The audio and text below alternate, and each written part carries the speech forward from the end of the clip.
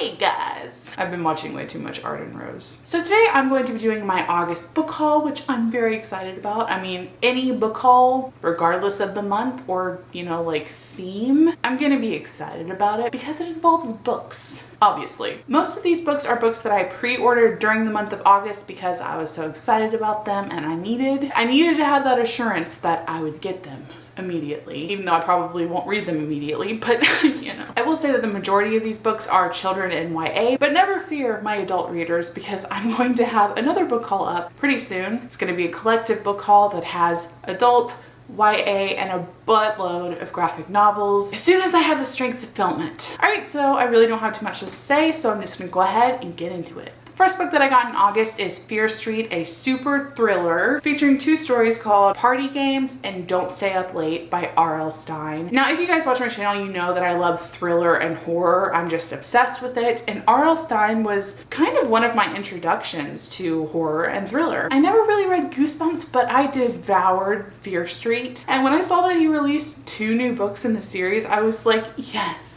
Okay, yes. It's a paperback and it doesn't have a lot of information about the actual stories inside, so I'll read the 2 blurbs on the back. It says, Party Games is an exclusive birthday party where cheers turn to screams. Don't Stay Up Too Late features a babysitter whose nightmares start to come true. Double the terror in 1 volume. I'm so excited to read this. I'm definitely going to be picking it up in October. The next book that I got is The Uninvited by Kat Winters. This book follows a young woman named Ivy who wakes up from her sickbed after being struck by the Spanish influenza epidemic, and she soon discovers that she can see ghosts. Now, I know that sounds kind of like not necessarily the most unique plot in the world, but the fact that this takes place in the early 1900s, as well as the fact that there's supposed to be a lot of political and war intrigue, really just gripped me. I've also really been wanting to read Kat Winters. My friend Missy loves her, and this one just kind of spoke to me, and I figured it would be my first Kat Winters, so I'm pretty excited about it.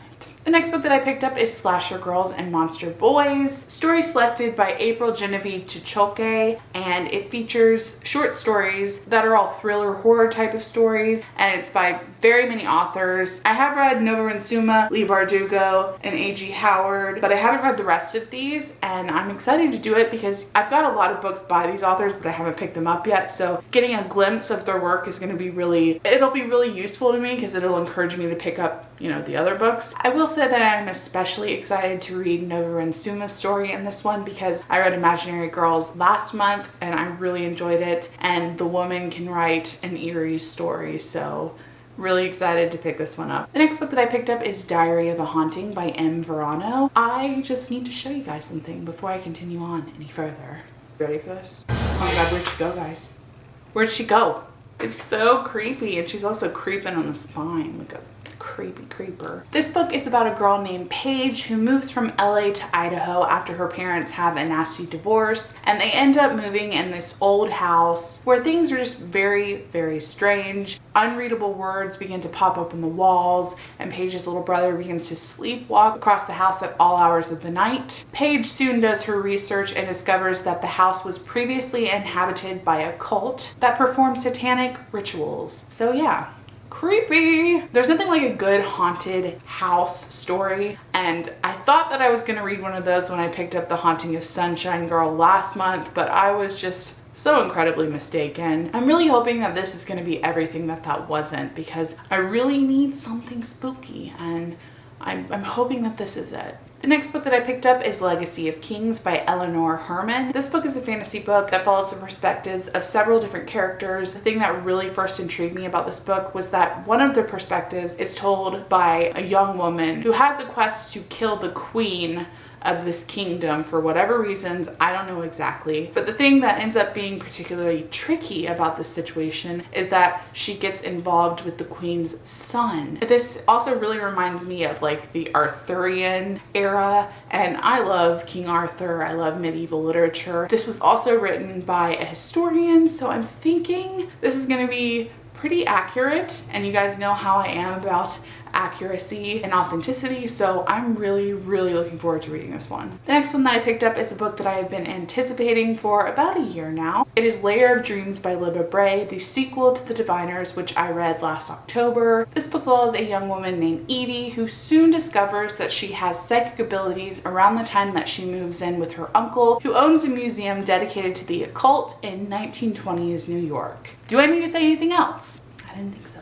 I really enjoyed The Diviners. Like I said, I read it last October. I thought it was so creepy and well executed, and it was my first Libba Bray, so I'm really excited to continue on with the series, and I feel like it's only appropriate that I pick it up next month in October and make this a tradition of sorts. Okay, so the next two books are the books that I kind of bought sporadically, and I feel like I need a minute because the beauty, I can't handle it almost. It's just, you can't. The first book is Alice in Wonderland by Lewis Carroll. This is a Vivian Westwood limited edition that I saw on the Book Depository's website because my good friend Emily over at Emily Speaks tweeted me, and she tweeted me a link to this special that the Book Depository is currently having that features all the different editions of Alice in Wonderland that they have on their website. Because I didn't even know this, but it is Alice in Wonderland's 150th anniversary this year. When I saw this, I knew that I had to have it. Look inside, it's got this adorable design and then really cute end papers. Also, when you open it up, it features the original illustrations, which, yeah, definite bonus. And it also has a very nicely sized font, so that really made me happy. When you take off the dust jacket, it's just plain white, but the material is like cloth bound and it feels really nice. And it has, you know, a little like indentation illustration of Alice, which I think is really cute. It doesn't have anything on the back, but that's okay. We'll forgive Miss Westwood because the rest of the book is aces. And the final book that I picked up this month is The Story of Alice, The Secret History of Lewis Carroll and the Story of Wonderland. This is a biography about Lewis Carroll, aka Charles Dodgson. If you don't know, Lewis Carroll was a pen name, and this tells about his life. And to me that's fascinating because there's a lot about Lewis Carroll that has been speculated. A lot of people have speculated that he was actually in love with Alice Little, who is the little girl who inspired the story of Alice in Wonderland. No one really knows if it's true or not. I hate to think that it is because this is such a celebrated story that I love, but I am really interested in reading more about his life and possibly the controversy that surrounded it and the speculations. I'm not really sure if that's a focus of this book, but it's a biography. I just love this edition. It is so beautiful. I'm honestly speechless just looking at it. It's so gorgeous. I'm not usually a huge biography fan, but I had to get this one because it's so beautiful. I will say that it is a pricey purchase. It was about $32, but to me it is so worth it because of how beautiful it is, and it's also a very thick book, so you know, when I think about it too much, it hurts my soul, but I'm gonna not think about it and instead just focus on the beauty of this book. Alright guys, so that's all for this video. I hope that you enjoyed it. As I mentioned before, I'll be having some more book hauls coming up, as well as a September book haul at the end of September, because there are so many books that I pre-ordered during the month of September. It's insane. It's pretty bad. It's pretty bad. In the comments below, I would really love for you guys to let me know which of these books you have read, or if you're interested in reading them. Also let me know some new books that you've gotten, because I can always add some more books onto my TBR. My never-ending Goodreads TBR. Alright guys, so that's all for this video. I hope that you enjoyed it, and I will see you in my next one.